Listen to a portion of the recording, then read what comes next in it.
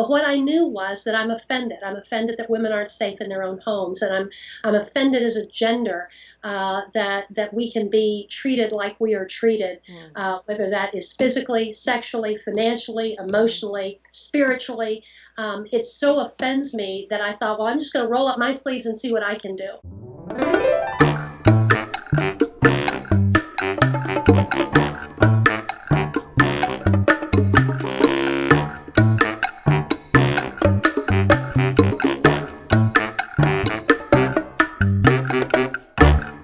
Hi, my name is Nancy Hardcastle. I'm a speech coach, and I have a niche in equipping human trafficking survivors and their allies. Today, I'm speaking with Jan Langbein. Hi, Jan. Hi, Nancy. Thank you for having me. Yes. Absolutely. It's an honor for me to be able to talk with you. So Jan is an expert in the field of violence against women, which has an obvious overlap with my field. She's going to talk to us today about her work, her extensive work in this field.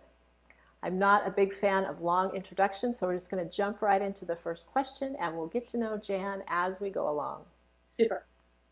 So you spent nearly 25 years working in this field, supporting women who are in situations of violence.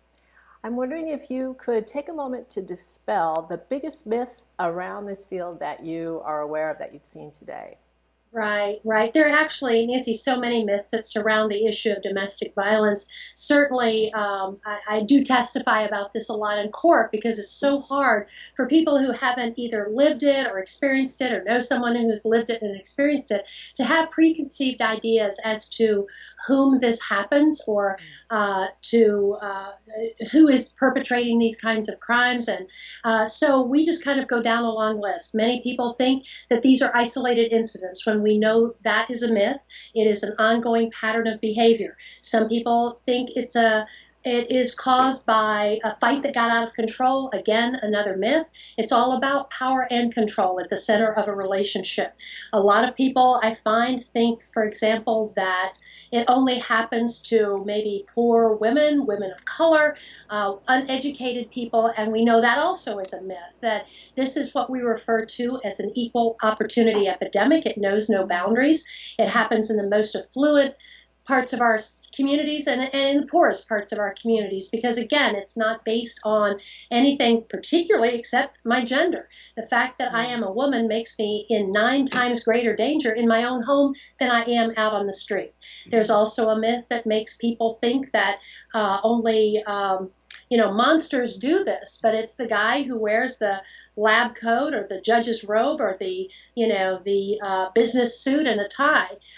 Because, again, it's not about where you live or what you do. It's about the fact that one person feels like they can have power and control over another human being. So there are, unfortunately, lots of myths. There's a lack of education as much as we talk about it. But at the end of the day, I think the biggest message that that is a myth is that the victim, and I usually refer to she as the victim and he as the perpetrator because that's what we work with here at Genesis Women's Shelter and Support in Dallas. But I think the biggest myth is she can do something about it. It's like asking someone who's got the flu to cure it. It's not based on what's happening to the victim of the flu or the victim of domestic violence, that somehow we let the perpetrator stop being the center of the issue.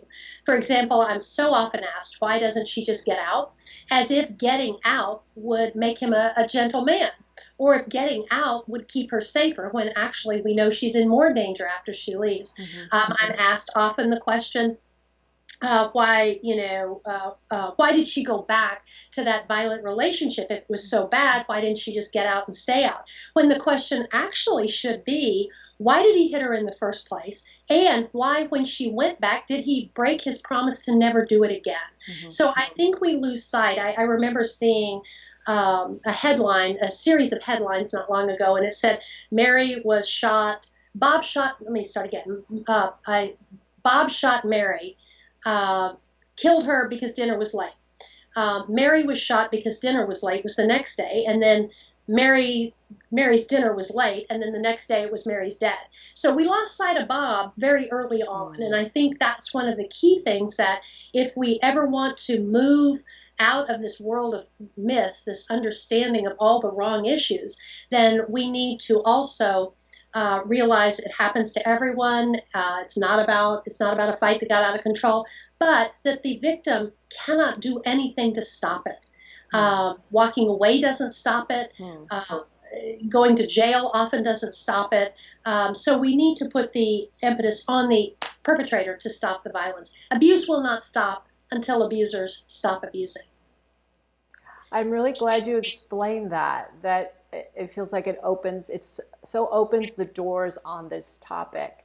And I think to me what really stood out is this idea that things would end if this woman got out of the situation. And as you said, in fact, it makes it more dangerous because oftentimes the perpetrator comes looking for her and is more angry. And no, that's absolutely right. That's why places like Genesis, we operate in a secret location for the safety of the women and children there. That once it feels out of control to the perpetrator, that's when he will expend the most energy. That's when he will double down on the powers and on the controls. And that's when he's the most angry, to be real honest. Sure. So it does make sense. If I move out and move across the street, it doesn't make an abusive partner gentle. If I move across, well, what if I move from Dallas to Fort Worth or Dallas to California? It doesn't change his behavior. Now, he may not be able to abuse me anymore, but what he can do is look to that next victim. His behavior doesn't change, but the victims might. So there's a whole lot more responsibility that we need to be placing on the perpetrator, even not even in just the narrative. Absolutely. Not to mention things like prison or exactly. Not just accountability, but the understanding that it is caused. Mary isn't dead because dinner was late. Mary is dead because Bob killed her, basically. Yeah. So you've mentioned the Genesis shelter several times. Why don't you go to the beginning of that? How did you start it, and why, and talk about that? It was interesting for me. I am not from abuse. If I thought about it, I thought, like we were saying earlier, that it happened to a certain segment of women. But I ended up a member of an organization that promotes volunteerism, and I was the Tuesday morning volunteer. I came down, and it's a fluke how I got here, but I ended up coming down and volunteering, and I was so surprised, Nancy. I thought battered women, victimized women would look differently than I do. I didn't know their children looked like mine look. And what I didn't realize at that time is that I had been given an opportunity to make a difference. I think once we know that domestic violence is the leading cause of injury to women in the United States, how do we turn our backs and not be part of the solution? When we know that women are in 9 times greater danger in their own homes, how do we just pretend that's not the case and not do something about it? So I was, as I say, the Tuesday morning volunteer. I ended up on the board of directors. One of my first meetings, the president of the board came and said, we need new leadership. She needs to be able to work the crowd and raise money. And out of my mouth shoots, oh my gosh, I think that's me. And I was like, wait, I don't even know where that came from. I was a Kool-Aid mom of the block. And yet they had faith in me that I could do this. And I had never hired and fired. I had never run a nonprofit organization. I had no strategic plan. But what I knew was that I'm offended. I'm offended that women aren't safe in their own homes. And I'm offended as a gender that we can be treated like we are treated, whether that is physically, sexually, financially, emotionally, spiritually. It so offends me that I thought, well, I'm just going to roll up my sleeves and see what I can do. Excellent. And I feel so strongly that each of us, every single one who's listening to this, will do what they can with what they have. If that's write a check, if that's clean out a closet, if that is go down and volunteer as the Tuesday morning volunteer, then go do that. But I don't think we can look the other way on this. If someone were coming into our country, if there was an E. coli virus or Al Qaeda was coming and impacting 1/3 out of every one of our citizens, we would be up in arms. If 1 out of every 3 women were being impacted by foreign terrorists, then our government would be involved. We would demand solutions, but yet somehow we just think this is a private matter when we know it's not. So anyway, I ended up coming in. It was a small agency at the time, and I sort of looked around and thought, well, gosh, how does she get a job if she doesn't have childcare? So we put childcare on site, and how can she protect her children at their school if dad can come and snatch them out? So we put school on site. Well, how do you go get a protective order or a divorce or get custody of your children when he comes after you in court? Well, we put a legal clinic on site. And Yay. I know. Now, this is 30 years in about 30 seconds there. But what we do is just identify roadblocks that can mean defeat for someone. So what about a woman who is 75 years old, has lived with an abusive man for 50 years? Her alternatives are stay or move to a nursing home. I mean, what kind of job could she get? How could she take self-care, even physically? And so we try to respond to older women through non-residential group support and removing isolation and roadblocks for her. We're looking at teens. Could we stop it before it ever starts? We look at educating law enforcement in the communities across the country to see if we can't hold accountable perpetrators and provide safety for victims. So it's just a whole big continuum of care that we have here at Genesis, that no matter what help she needs, we stand ready 24 hours a day, 365 days a year. That's awesome. I was really impressed when I looked at your site. It felt really comprehensive. As you're saying, it felt like we're going to help you in every area. Right. So that you can get what you need. And right. The normal things aren't going to be roadblocks for you. And I noticed on I think it was this counseling page, it said in really big letters, "We believe you and we are here to support you." See, I love that, because abusers a lot of times saying no one will hear you, no one will believe you, and no one will help you. We call perpetrators liars because we are here to help. We do believe victims, and we're going to walk beside whatever her reality is. And we do it with a trauma-informed response, which rather than saying what's wrong with you, we say what's happened to you, and then begin to walk beside her and her children. And do you feel like this perspective that's more trauma informed is spreading? Are more people doing that response? More shelters and yes, absolutely, absolutely. It's starting to catch on, this trauma-informed response, but we also want police to understand how they interview somebody and when they interview somebody and how to keep them in the moment. We want people in courts to understand that the perpetrator's defense attorney is going to absolutely do whatever they can to trigger that traumatic response and make the rest of us judge her credibility. Yes. We have trauma-informed response from the moment she calls our hotline all the way through our school, our childcare, our advocacy, our counseling, clear to moving into independent housing. We recognize that saying this medical model of what's wrong with you is so outdated. We want to know what's happened, because that's a big difference. It's interesting because I was listening to an interview with several women who had been raped, and they talked about their interactions with the policemen, and the policemen were forcing a timeline. Well, at what time did that happen, and then what happened next, and then what happened next, which is clearly not trauma informed.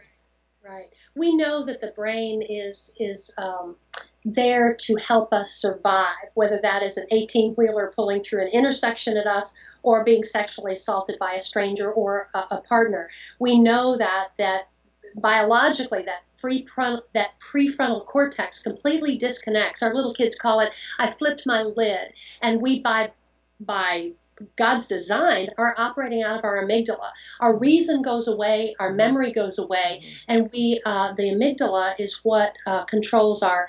We understand sensations at that moment. We understand sight and hearing at that moment. So that 18-wheeler coming at me at the intersection, I don't remember what color the truck is, but I remember what's playing on the radio.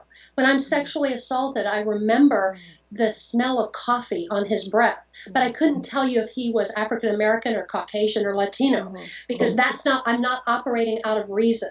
It's almost as if, and I heard a police officer talking about questioning trafficking survivors. And he said, take a new deck of cards. If you're talking to the perpetrator, you just fan them out. They're already in order. He can tell you from start to finish, from 2 through aces, what happened, what all the details of the event. Because he was not the one being traumatized. He was not operating out of his amygdala at the moment. But for her, you take that deck of cards and you throw it up in the air and then collect it. And some are facing forward and some are facing backwards, and some they're all out of order. And so these memories are just all over the place. And the time of it, I think I trained some at the Dallas Police Academy, and we talk about when to interview. If there is an officer involved shooting, traumatic experience, fight or flight or freeze, they flip their lid, they're operating out of their amygdala, but their union says don't even talk to anybody for 42 sleep cycles, 48 straight hours. But when do we interview victims? When do the police come in? Immediately. And it's after it happened. And yet we're expecting that deck of cards to be able to be fanned and be in order. Yes, that's a great analogy. Yeah. So along these lines of training policemen and other types of law enforcement, you co-founded a conference, the International Conference on Crimes Against Women. Right. I understand it's going strong. It happens in Dallas. Amazing. Tell us about that, who you serve. Yeah, so proud of it. I got to tell you, first of all, I have a tremendous team that makes the operations of that happen. But the reception that we've had across the country and even internationally has been phenomenal. It started back when I wanted as much information as I possibly could get. And I would go to a conference on domestic violence and they'd say, well, that's just terrible. Domestic violence is terrible. And then I'd go over to one on sexual assault and they say, oh my gosh, that's really terrible. Then I'd go to one on human trafficking or strangulation or, investigation or of whatever. And they'd say it's all so terrible. But I'd be like, okay, so now what are we going to do about it? Right. And so we began looking at those folks who maybe had the least understanding or the fewest resources and brought them together with the best possible resources. There's a woman in the country named Andrea Safaris, and she is the nation's leading expert on aquatic homicides. So did I just slip and fall and hit my head in the bathtub, or did my husband hold me under after he hit me? Good. So it's even how to investigate an aquatic death, or how to get funding for investigation of cold case sexual assaults, untested rape kits. I mean, we are moving the needle across the country, and it makes me so happy that there are police departments that are designating specialized investigative units, that there are prosecutors now having specialized prosecutorial units, that advocates are hearing about a trauma-informed approach, but we're looking at all the connections between sexual assault, domestic violence, and even human trafficking. I know that's an area in which you are very interested and have done a lot of work. And to understand that domestic violence is one of the leading push factors into human trafficking. No little girl wakes up one morning and says, I'd like to be prostituted. It is the violence in her home that makes her feel safer on the street than in her own home. 98% of young girls who are prostituted are from violent homes. I understand 99% of those who prostitute others are from violent homes. The people who buy them, I don't understand them. I don't understand that.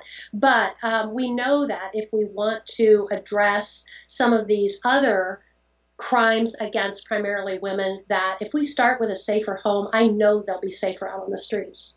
Absolutely. And so the changes that you were saying, those areas of growth, that's directly and indirectly from the training that you're providing in the conference then? I say it a lot is directly. I promise you. We had a detective come running out of a grand ballroom a year or so ago, and she was on the phone with her police department back home, and they had just literally, she almost didn't come to the conference because they had just had a woman found deceased at a lakeside. And she said, we don't know what happened. Was it a boating accident? Did she try to kill herself? She comes running out of that ballroom. She had gone to Andrea Safaris' workshop and said, I think it's aquatic homicide.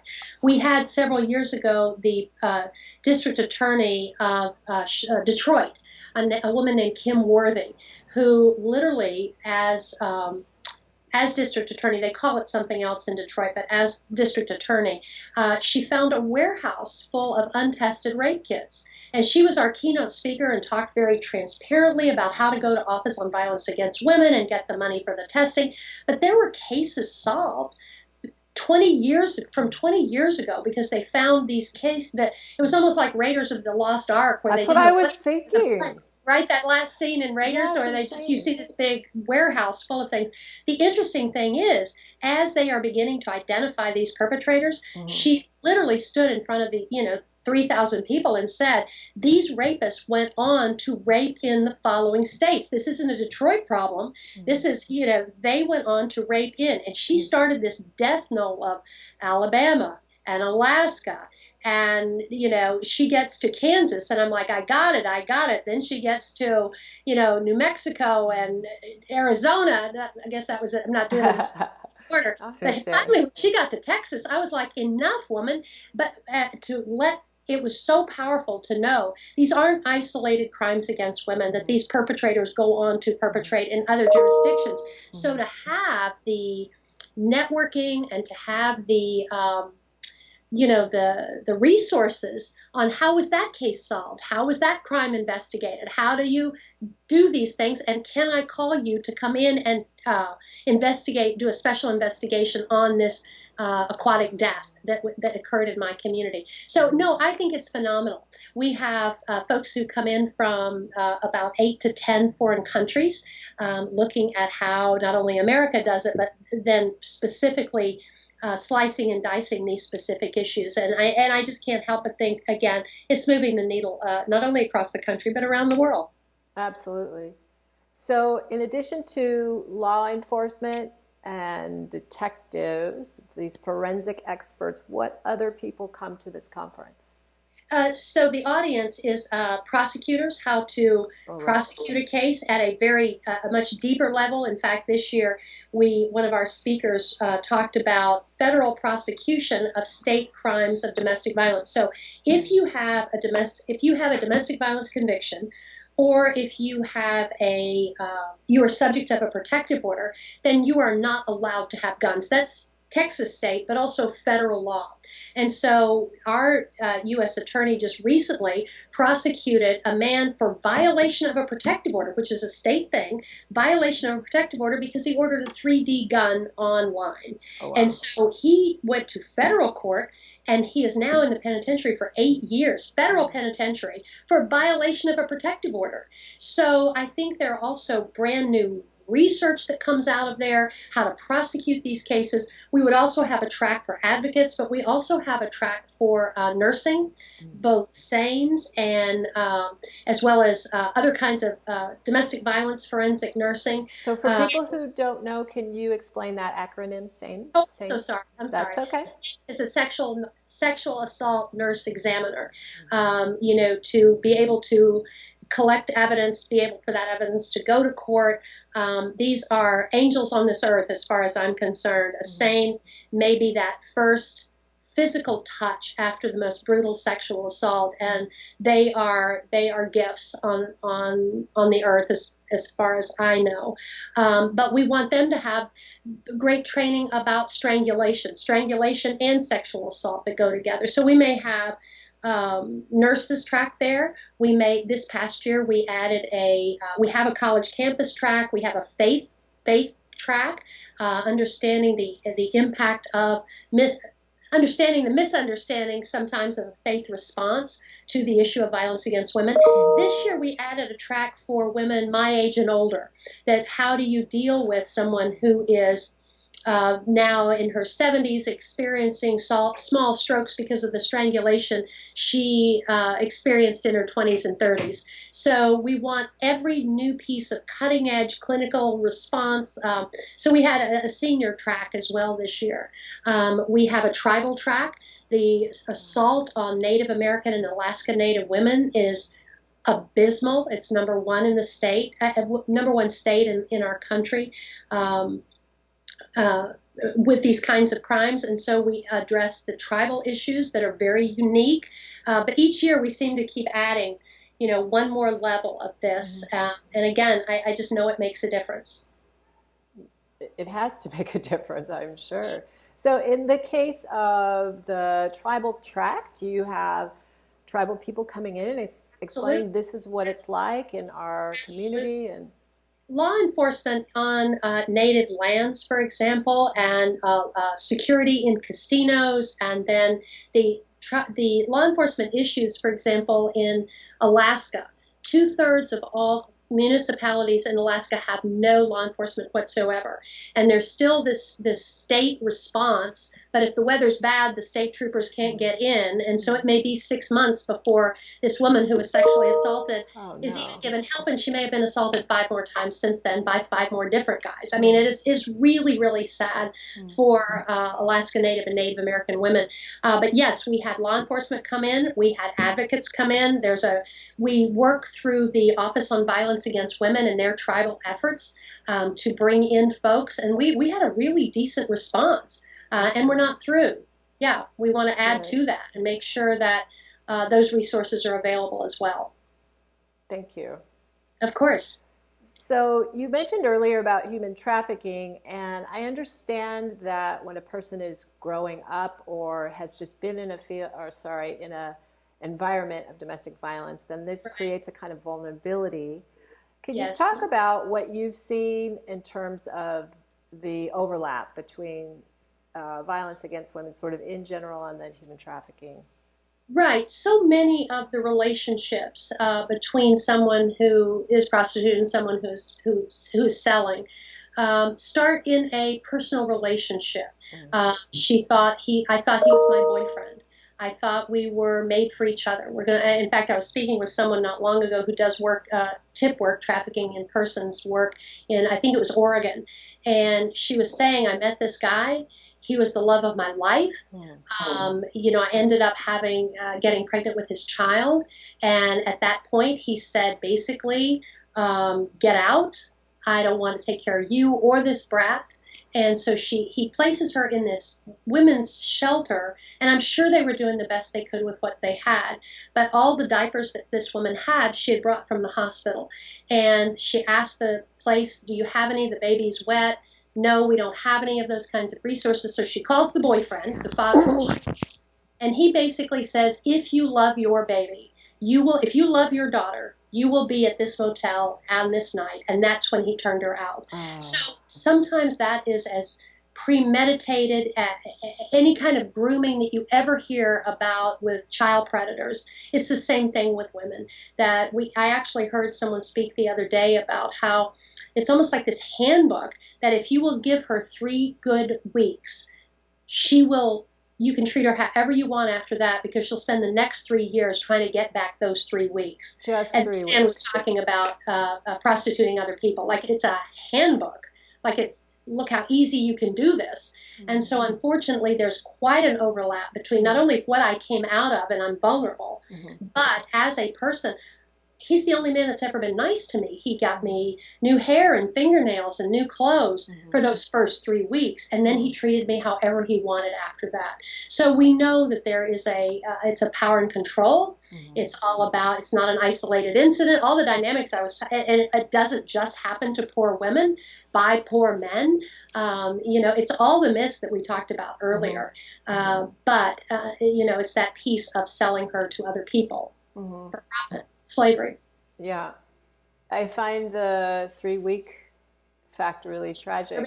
It only takes. It was actually at a fundraiser. We had an actor, Terry Crews, was our speaker. I don't know if you followed him at all, but grew up in violence, a great guy, admitted transparent. He will admit to his contribution to toxic masculinity, but now has really realized what it means to be a man and to be a father and to be a husband. But he talks about, growing up, these guys in his neighborhood would say, treat her nice for 3 weeks, then you can treat her however you want after that. Wow.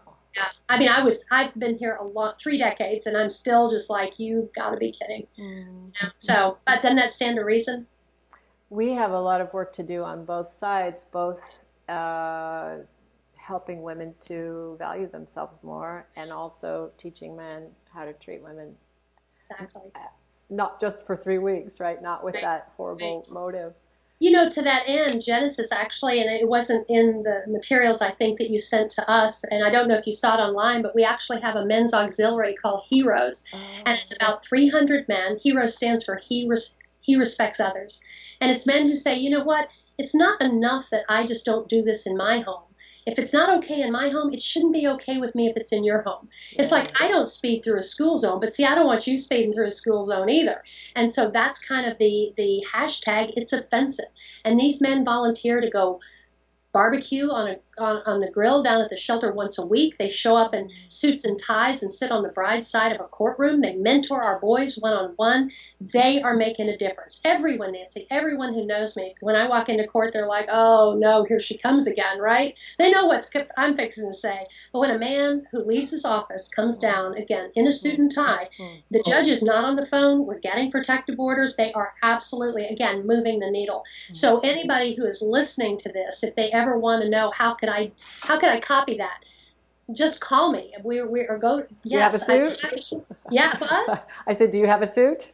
yeah. If you have a suit, join up. We do background checks and we charge dues, and we make sure that these are really good guys and not guys who are trying to look like really good guys. Sure.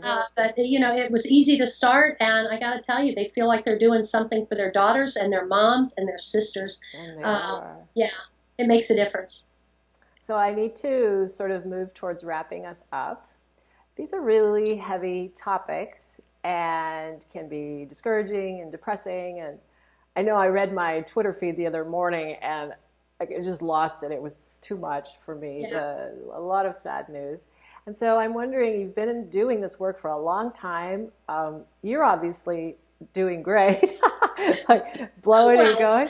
yeah. So what keeps gives you hope and keeps you optimistic? I know you mentioned the successes of the conference. Right. What else? The number one thing is I don't know how to do Twitter, so that's the first step. Twitter, that's one thing, and then even Facebook. I'm like, is everybody happy in their marriage? Or I mean, you start looking at everybody's opinion. No, I think what gets me really happy is when I see, as I was coming into the office to do this interview, there are women and children out in the waiting room for whom we are giving hope. There's a little boy in our shelter who has his mom has been on the run his whole life. His Mm. dad finds him, they move, they find him, and so he was in the second grade and had never gone to school. And we got to teach him. The first book he ever read was at Genesis Women's Shelter. It was Clifford the Big Red Dog. You think Oh. that doesn't make me happy? What makes me sad is that we, unfortunately, because of lack of resources and space, I have a waiting list of little boys who need to come in. Mhm. And, there's a little guy who was walking down the hall not long ago, and he was on his way to play therapy, but he had a little Chinese food box that he had decorated. And, one of my employees stopped him and said, "Hey, have you got in the box?" And he said, "Why don't you guess?" And he guessed, "Well, I bet it's a piece of candy." And he said, "No, no." And the employee said, "Is it a toy?" And he said, "No, no." So she said, "Well, what is it?" And he goes, "This is the box where I put my monsters before I go down the hall to special playtime with Miss Jordan." And I thought, do you know how happy it makes me that Genesis, that's what we do. That's our mission statement. We put monsters in boxes for little children. And that, my friend's a good day at the office. Really Yeah, appreciate the work that you're doing, Jan, and your spirit and your passion. It's so encouraging. thank you. So if people want to get in touch with you, it's genesisshelter.org. That's correct. Also, genesshelter.org. uh-huh. And the phone is answered 24 hours a day. If you or someone you know needs help, we are certainly local to Dallas, but there's also a national domestic violence hotline, 1-800-799-SAFE, who can do soft transfers to Dallas, to New Jersey, to California, and So on beyond. what's it, again, for people who aren't familiar, what's a soft transfer? Okay. I'm sorry. Sorry. That would be to where you called into the National Domestic Violence Hotline, and you say, "I have family in Dallas. I want to move there." They're like, "Great. We've got Genesis Women's Shelter. Oh, Hold on. I'm going to call them for you." And so they say to me, I've got a lady on the line who has family in Dallas and needs some help. And so we're like, and then they patch her through. It's not just the hotline, but it's an associated network then. Well, we're associated by the hotline. We operate independently. We're Right. our standalone programs, but Right. they have connections to all of us. Great. And That then, victims aren't having to call 22 numbers. We want to yes, be able to just patch her through. yes, that's great. And then the other link about the conference would be, The website is Conference CAW, so Conference Crimes Against Women, conferencecaw.org. all right. And love for folks to go on there, see what it is we taught last year, see who's going to be the keynote speaker this year. I mean, we bring in the best of the best. So if somebody's interested in that, we'd love to have them. All right. And I'll be sure to put those links in the notes. That'd be great. Thank you. Anything else you'd like to add? Well, I just appreciate you helping us spread the word. This is when we pull off the dark glasses and we, come out of the closet and basically say, this isn't something I did. This is not my fault. There is help and there is hope. That's what this is about. So thank you for doing that.